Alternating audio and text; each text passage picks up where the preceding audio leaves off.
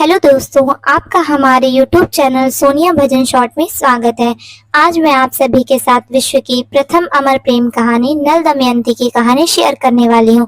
अगर आप सभी को यह कथा कहानी पसंद आए तो चैनल को लाइक शेयर सब्सक्राइब करना बिल्कुल ना भूलें और बेल आइकन प्रेस जरूर करें और कमेंट में हमें अपनी राय जरूर बताएं।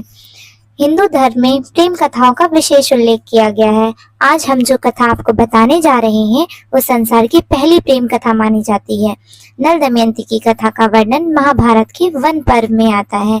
जब युधिष्ठिर द्रौपदी को जुए में हार जाते हैं और फिर पांडव द्रौपदी सहित वनवास को जाते हैं, तब युधिष्ठिर की आत्मग्लानि को मिटाने के लिए महर्षि बृहदत्त ने उन्हें यह कथा सुनाई थी। प्राचीन काल में निषाद राज वीरसेन के पुत्र थे नल।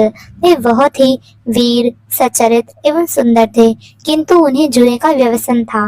उस समय पृथ्वी पर नल जैसे रूप वाला कोई और पुरुष नहीं था।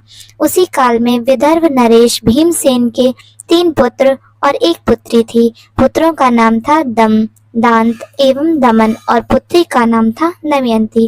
कहा जाता है कि दमयंती के समान रूपवती उस समय त्रिलोक में कोई नहीं थी।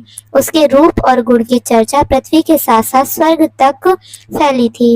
एक बार नल उद्यान में बैठा था, तभी वहां एक सुंदर हंस आया। नल ने उसे पकड़ लिया और सदा के लिए अपने पास रखने का विचार करने लगा। तब उस हंस ने कहा कि कृपया आप मुझे छोड़ दीजिए। आपकी कृपा के बदले मैं राजकुमारी दमयंती के पास जाकर आपकी ऐसी प्रशंसा करूंगा कि वे आपको ही वर लेंगी। नल ने भी दमयंती के बारे में सुना था, इसलिए उसने उस हंस को छोड़ दिया। वचन के अनुसार वो हंस दमयंती के पास गया और नल की इतनी प्रशंसा की कि वो बिना देखे ही उससे प्रेम करने लगी। नल के विरह में उसकी दशा अत्यंत व्याकुल होगी। उसी समय उसके पिता भीमक ने उसके स्वयंवर का आयोजन किया और सभी राजाओं को निमंत्रण भेजा। नल भी उस स्वयंवर में भाग लेने के लिए विदर्भ की ओर निकल गया। दमयंती के रूप का प्रभाव ऐसा था कि स्वयं देवराज इंद्र भी अन्य देवताओं सहित स्वयंवर में भाग लेने को स्वर्ग से चले। मार्ग में देवताओं ने कामदेव के समान नल को देखा। उन्होंने चतुराई से उसे स्वयंवर से हटाने की योजना बनाई। देवराज इंद्र को देखकर नल ने उन्हें प्रणाम किया। तब देवराज ने कहा कि मेरा एक कार्य है जिसके लिए मैं चाहता हूँ कि आप मेरे दूत बने। ये सुनकर नल ने प्रसन्नता से कहा कि हे देवराज, आपका दूत बनकर मैं सम्मानित होऊंगा। मैं आपको वचन देता हूँ कि मैं आपका कार्य अवश्य करूँगा। कृपया मुझे वो कार्य बताएं। तब इंद्र ने कहा, हे नल, आप हम देवताओं के दूत बनकर दमयंती के पास जाइए। उनसे कहिए कि वो स्वयंवर में हम देवताओं में से किसी एक को वर चुन लें। ये सुनकर नल ने कहा कि वे स्वयं दमयंती को वरण करने की आकांक्षा लेकर विदर्भ जा रही है। फिर किसी प्रकार से वे उनका संदेश उसे कैसे सुना सकते हैं। ये सुनकर इंद्र ने कहा कि आपने हमें वचन दिया है, इसलिए आपको हमारा कार्य तो करना ही होगा। अपने वचन की रक्षा के लिए नल रात्रि में छिपकर दमयंती के महल पहुंचे। वहां पर जब दोनों की भेंट हुई तो दोनों एक दूसरे को देखते ही रह गए। जब दमयंती को पता चला कि ये वही नल हैं जिन्हें वो अपना पति मान चुकी है, तो उसे बहुत हर्ष हुआ। तब नल ने उसे देवताओं का संदेश दिया। इस पर दमयंती ने रोते हुए नल को अपने हृदय की बात बताई और कहा कि यदि वे उन्हें अपने पति के रूप में ना पा सकी तो वे आत्महत्या कर लेंगी। दमयंती ने उनसे कहा कि आप देवताओं से जाकर कहिए कि वो मेरे स्वयंवर में आए। मैं आपका वरण कर लूंगी, जिससे आपके दूत होने की मर्यादा भी नहीं टूटेगी। नल ने उसे बहुत समझाया, किंतु अपने प्रति उसका सच्चा प्रेम देखकर नल वापस देवताओं के पास आ गए और उन्हें सारी स्थिति से अवगत कराया। देवताओं ने सोचा कि किसी और उपाय से दमयंती को प्राप्त किया जाए। स्वयंवर के दिन संसार के सभी राजा विदर्भ पहुंचे। दमयंती की दृष्टि केवल नल को ही खोज रही थी। स्वयंवर में सभी देवताओं ने भी छल से नल का ही रूप बना लिया। जब दमयंती वहां पहुंची तो उसे कई नल दिखाई दिए। तब दमयंती समझ गई कि ये देवताओं का छल है। तब उसने देवताओं से ही प्रार्थना की कि मैंने नल को अपना पति मान लिया है। अतः मुझे स्वयंवर में उन्हें पहचानने की दृष्टि प्रदान करें। नल के प्रति उनकी निष्ठा देखकर इंद्र सहित सभी देवताओं ने उन्हें वो दृष्टि दी कि वह नल रूपी देवताओं को पहचान सके। दमयंती ने देखा कि देवताओं के शरीर पर यात्रा की धूल नहीं है, उनके शरीर से पसीना नहीं निकल रहा और उनकी पलकें नहीं झपक रही, उनके गले में पड़ी मालाएं भी ताजा हैं। ये लक्षण देखकर दमयंती ने असली नल को पहचान लिया और उसके कंठ में वरमाला डाल दी। इससे प्रसन्न होकर इंद्र, अग्नि, वरुण और यम, इन चारों लोकपालों ने नल को 2-2 अर्थात कुल 8 वरदान दिए। इंद्र ने वरदान दिया कि जब भी नल यज्ञ करेंगे वे उन्हें साक्षात दर्शन देंगे और मृत्यु के बाद उसे उत्तम लोक की प्राप्ति होगी। अग्नि ने नल को वरदान दिया कि वे जहाँ चाहेंगे वहीं अग्नि प्रकट हो जाएगी और अग्निदेव के दिव्य लोकों में उन्हें आने जाने की स्वतंत्रता रहेगी। यम ने वरदान दिया कि नल सदैव धर्म पर अडिग रहेंगे और उनके हाथों द्वारा बनाए गए भोजन का स्वाद अद्वितीय होगा। दोनों के विवाह में देवताओं ने उन्हें आशीर्वाद दिए और वापस स्वर्ग की ओर चल दिए। मार्ग में उन्हें द्वापर और कली मिले, जिन्होंने बताया कि वे दमयंती के स्वयंवर के लिए जा रहे हैं। तब इंद्र ने हंसते हुए कहा कि स्वयंवर तो हो गया और दमयंती ने नल का वरण कर लिया। ये सुनकर द्वापर तो कुछ नहीं बोले, पर कली ने क्रोध में आकर नल से प्रतिशोध लेने की प्रतिज्ञा कर ली। वे नल के राज्य में बस गया और नल का ही अहित करने की प्रतीक्षा करने लगा। नल और दमयंती की 2 संतानें हुई, पुत्र इंद्रसेन और पुत्री इंद्रसेना। इंद्रसेना का विवाह आगे चलकर पांचाल नरेश मृदुल से हुआ। उधर 12 वर्ष तक कली ऐसे अवसर की प्रतीक्षा में रहा जिससे वो नल पर अपना प्रभाव डाल सके, किंतु उसे नल में कोई दोष न देखा। तब एक दिन नल भूलवश लघु शंका कर बिना आचमन किए संध्या वंदन को बैठ गए। कली को अवसर मिल गया और वो नल के मस्तक पर बैठ गया। साथ ही कली नल के भाई पुष्कर के पास गया और नल से द्वेष रखता था।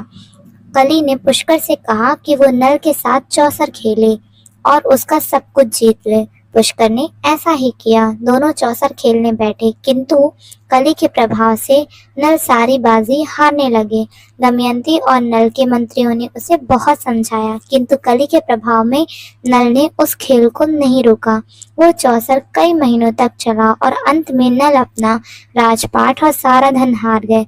ये देखकर दमयंती ने अपने दोनों बच्चों को नल के सारथी वानश्रेय द्वारा अपने पिता के पास भेज दिया।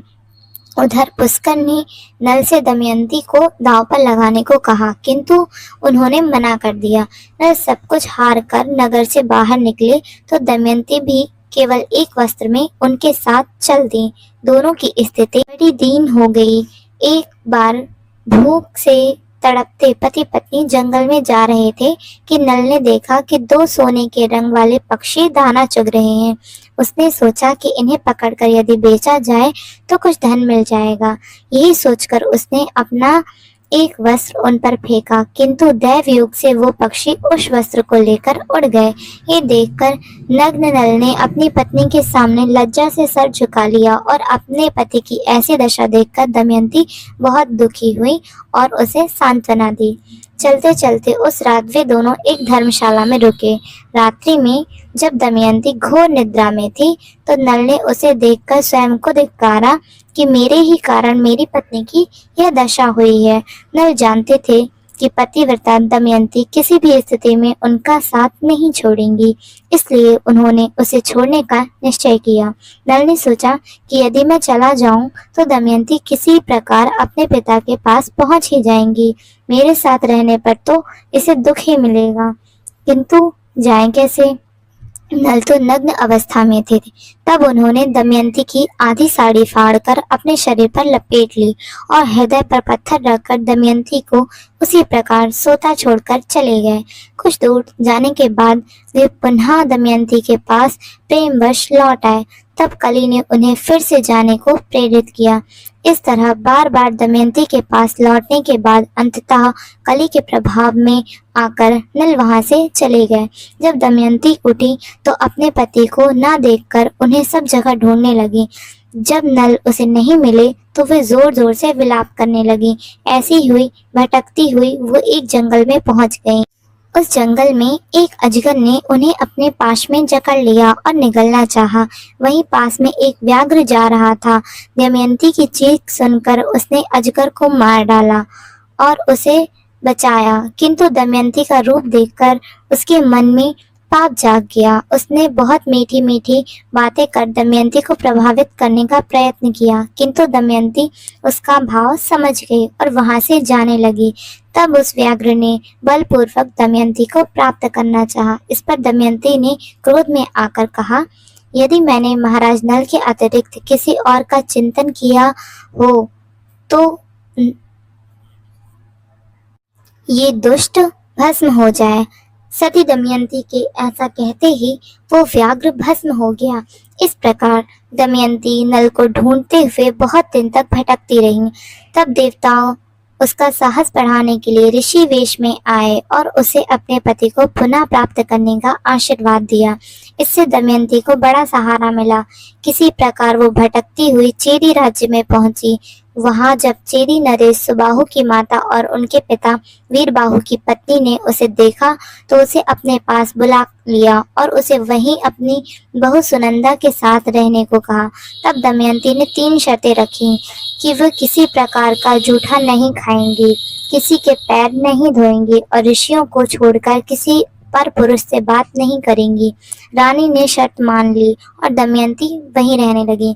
उधर जब नल दमयंती को छोड़कर आगे बढ़े तो उन्हें कोई अपना नाम पुकारता दिखा। आगे जाकर देखने पर उन्होंने देखा कि वन में आग लगी है और एक विशाल नाग कुंडली बांधे पड़ा है। उस नाग ने नल से कहा, हे महाराज, मैं महर्षि कश्यप का पुत्र करकोटक हूँ। नारद मुनि ने मुझे श्राप दिया था कि जब तक राजा नल तुम्हें ना उठाएं इसी स्थान पर पड़े रहो, इसीलिए कृपया आप मुझे उठाइए। यह कहकर उससे ने अपना आकार छोटा कर लिया।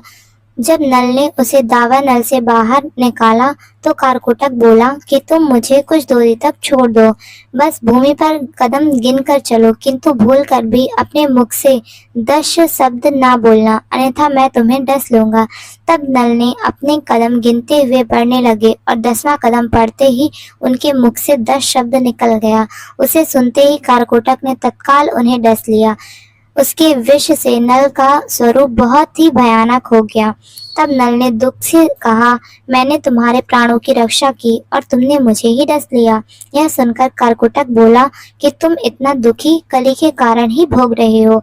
वो सदैव तुम्हें ढूंढता रहता है। मेरे विष से तुम्हारा रूप बदल गया, इसलिए अब कली तुम्हें नहीं पहचान पाएगा। साथ ही तुम्हारे शरीर में कली ने जो वास कर रखा है उसे मेरे विष से बहुत कष्ट होगा। तुम तब तक अयोध्या नरेश ऋतुपर्णी के पास जाओ और कुछ काल तक वहीं रहो। समय आने पर अपने रूप को पुनः प्राप्त कर लोगे और तुम्हारी पत्नी और बच्चे तुम्हें मिल जाएंगे। यह कहकर कारकोटक ने नल को 2 दिव्य वस्त्र दिए और अंतर्ध्यान हो गया। नल अयोध्या पहुंचे और वहां के नरेश ऋतुपर्णी के यहाँ बाहुक के नाम से नौकरी करने लगे। वे राज्य की अश्वशाला के प्रधान थे। नल ने जिस सारथी वार्ष्णेय ने उसके बच्चों को विदर्भ छोड़ा था, वो भी अयोध्या में ही महाराज ऋतुपर्णी का सारथी बन गया था। नल के रूप के कारण उसने उन्हें पहचाना नहीं। महाराज ऋतुपर्णी ने उसे 11,000 स्वर्ण मुद्राओं की वार्षिक आय पर अपने यहाँ नौकरी पर रख लिया। वहां नल ने अपना नाम बाहुक बताया। उधर जब दमयंती के पिता भीम को अपनी पुत्री और जमाता के बारे में पता चला तो वे बड़े दुखी हुए। उन्होंने सुदेव नामक एक ब्राह्मण को चेदी देश अपनी पुत्री को ढूंढने भेजा। सुदेव ने वहां दमयंती को ढूंढ लिया और उसके पिता की स्थिति बताई। जब चेदी नरेश सुबाहु की माता ने ये जाना कि वो दमयंती है तो फिर बड़ी प्रसन्न हुई, क्योंकि वो और दमयंती की माता दोनों बहनें थीं। दशार्ण देश के राजा सुदामा की पुत्रियां थीं। इस प्रकार वो दमयंती की मौसी थी। दमयंती ने अपनी मौसी से प्रार्थना की कि उसे अपने पिता के यहाँ भेज दें। इस पर महाराज सुबाहु ने उसे सुदेव के साथ सम्मान वापस अपने पिता के पास भेज दिया। अपने पिता के पास आकर दमयंती ने उन्हें किसी भी प्रकार अपने पति को ढूंढने के लिए कहा। यह सुनकर राजा ने फिर सुदेव को नल की खोज में भेजा। सुदेव सारे राज्य गया किंतु उसे नल न मिला। प्रहलाद नामक एक ब्राह्मण से दमयंती को ये पता चला कि शायद नल अभी अयोध्या में है। यह सुनकर सुदेव अयोध्या नरेश राजा ऋतुपर्ण से मिले। नल ने उसे पहचान लिया किंतु उसकी कुरूप वेशभूषा देखकर सुदेव उसे न पहचान सके। तब नल ने उसे इशारों में ही अपनी और दमयंती की कथा सुनाई। वे नहीं चाहते थे कि दमयंती उसका ये भयानक रूप देखे। सुदेव विदर्भ लौट आए और दमयंती को वो कथा सुनाई। ये सुनकर दमयंती समझ गई कि हो ना हो वह बाहुक ही उसका पति नल है। तब उसने सुदेव से पुनः अयोध्या जाने को कहा और कहा कि राजा को सूचित करे कि दमयंती को पुनः स्वयंवर हो रहा है। तब ऋतुपूर्ण को इसकी खबर लगी तो उसने बाहुक को कहा कि उन्हें एक दिन में ही विदर्भ पहुंचना है क्योंकि वहां दमयंती का स्वयंवर हो रहा है। जब नल ने यह सुना तो वे बड़े दुखी हो गए। राजा ऋतुपर्ण ने बाहुक रूपी नल से कहा कि विदर्भ यहाँ से 100 योजन दूर है और वहां पहुंचने में कई दिन लग जाएंगे। तब तक दमयंती किसी और को अपना वर न चुन ले। नल सारथी विद्या में त्रिलोक में सर्वश्रेष्ठ थे। उन्होंने अश्वशाला में श्रेष्ठ अश्वों को चुना और महाराज ऋतुपर्ण और वार्ष्णेय को लेकर विदर्भ निकले। वे इतनी तेज रथ हाँक रहे थे कि एक बार जब राजा ऋतुपर्ण का उत्तरी हवा में उड़ गया और जितनी देर में उन्होंने नल को रथ रोकने को कहा उतनी देर में रथ 4 कोस आगे पहुंच गया था। बाहुक का ऐसा कौशल देखकर वार्ष्णेय को भी शंका हो गई कि हो ना हो यही उनके पूर्व स्वामी नल हैं, क्योंकि रथ का ऐसा संचालन देवराज इंद्र के सारथी मातली के अतिरिक्त केवल नल ही कर सकते हैं। मार्ग में उन्हें एक वृक्ष मिला जिसमें कितने फल और पत्ते हैं वो ऋतुपर्ण ने उन्हें बताया। इससे नल को विश्वास नहीं हुआ और उसने अपने रथ को रोककर उस वृक्ष को काट डाला और स्वयं उन्हें पत्तों और फलों की गणना की। उसे ये देखकर महान आश्चर्य हुआ कि उनकी संख्या उतनी ही थी जितनी ऋतुपर्ण ने बताई थी। तब ऋतुपर्ण ने उसे बताया कि वे 64 विद्या में त्रिलोक में सर्वश्रेष्ठ हैं और इसलिए ऐसी गणना कर सकते हैं। फिर वे लोग आगे चले। जब महाराज ऋतुपर्ण विदर्भ पहुंचे तो उन्हें स्वयंवर जैसा कोई माहौल नहीं दिखा। उधर राजा भीम जब पता चला कि अयोध्या नरेश उनसे मिलने आए हैं तो वे अगवानी के लिए आए। भीम को दमयंती के स्वयंवर वाली बात का कोई भान नहीं था। तब वहां की ऐसी स्थिति देखकर महाराज ऋतुपर्ण ने महाराज भीम से कहा कि वे केवल भ्रमण के लिए आए हैं। उन्होंने राजा भीमक से कहा कि वे ऐसे ही भ्रमण के लिए आए हैं। उधर जब दमयंती को पता चला कि महाराज ऋतुपर्ण के सारथी बाहुक ने 100 योजन की दूरी केवल एक ही दिन में तय की तो वे समझ गईं कि हो ना हो बाहुक ही नल हैं, क्योंकि अश्व संचालन का ऐसा ज्ञान पति के अतिरिक्त और किसी के पास नहीं है। उसने अपनी सखी केशनी को नल के पास भेजा। कुछ समय नल की दिनचर्या देखने के बाद केशनी ने आकर दमयंती को बताया कि बड़े आश्चर्य की बात है कि नल भोजन बनाने के लिए अग्नि और पानी की व्यवस्था नहीं करते, बल्कि वो स्वयं प्रकट हो जाती है। केशनी ने उसे नल द्वारा बना भोजन भी खिलाया। अग्नि द्वारा पानी की बात सुनकर और उस भोजन को खाकर दमयंती को विश्वास हो गया कि वह बाहुक ही नल है। फिर भी इस बात को पक्का करने के लिए दमयंती ने अपने पुत्र और पुत्री को केशनी के साथ नल के पास भेजा। अपनी संतानों को देखकर नल ने उन्हें हृदय से लगा लिया और जोर जोर से रोने लगे। उन्होंने केशनी से कहा कि वो बार बार उनके पास ना आए, नहीं तो लोगों को व्यर्थ ही उन दोनों पर शंका होगी। केशनी ने ये बात बताई जिससे दमयंती बाहुक के नल होने का विश्वास हो गया। तब अपने पिता की आज्ञा लेकर दमयंती स्वयं बाहुक के पास गई। इस पर बाहुक ने दमयंती से रोष में कहा कि पति के होते हुए भी स्वयंवर कैसे कर सकती हो। इस पर दमयंती ने उन्हें बताया कि केवल उनको विदर्भ बुलाने की योजना थी और उन्होंने नल के अतिरिक्त किसी और का मन से चिंतन नहीं किया। तब स्वयं पवन देव ने वहां आकर दमयंती की इस बात का समर्थन किया। इससे नल को विश्वास हो गया। उसके बाद कली ने फिर उनके शरीर को छोड़ दिया और उनसे क्षमा मांगी। इससे नल का रूप पूर्ववत सुंदर हो गया और नल ने उसे क्षमा कर दिया। उधर जब महाराज ऋतुपर्ण को पता चला कि राजा नल ही थे, वे उनसे मिलने और दोनों ने मित्रता की शपथ खाई। इसके बाद ऋतुपर्ण ने नल को चौसर विद्या का सारा रहस्य और ज्ञान सिखाया।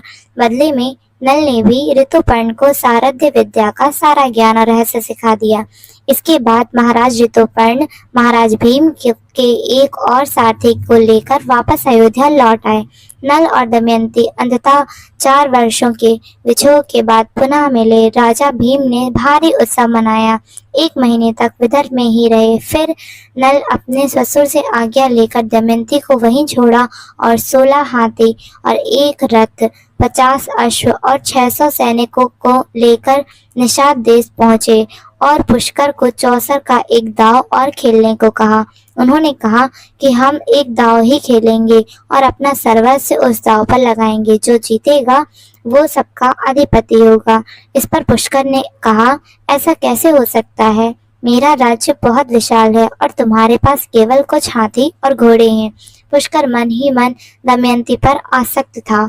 उसने कहा कि यदि वो दमयंती को भी दांव पर लगाए तब वो एक दांव खेलने को तैयार होगा।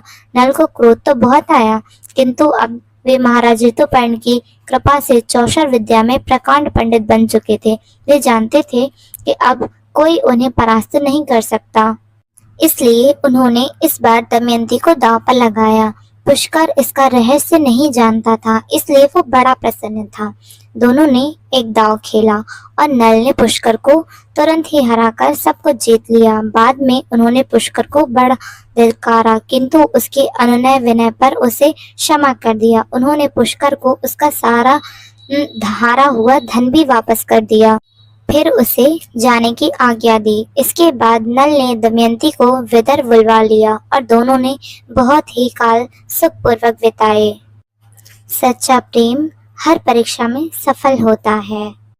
तो ये थी रानी दमयंती और राजा नल की कहानी। अब आप सभी हमें कमेंट में ज़रूर बताइएगा कि आपको हमारी ये कहानी कैसी लगी।